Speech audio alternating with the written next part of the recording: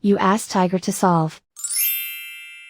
This deals with linear equations with one unknown. The final result is d equals -9. Let's solve it step by step.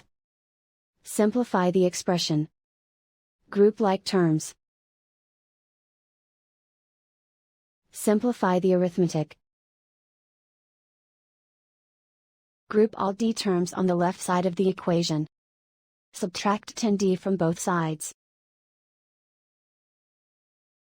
Group like terms. Simplify the arithmetic.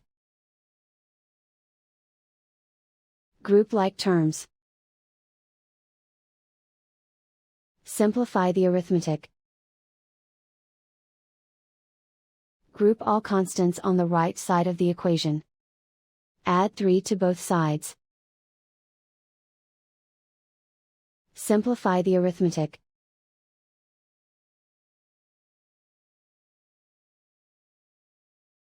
Convert the d into a positive number.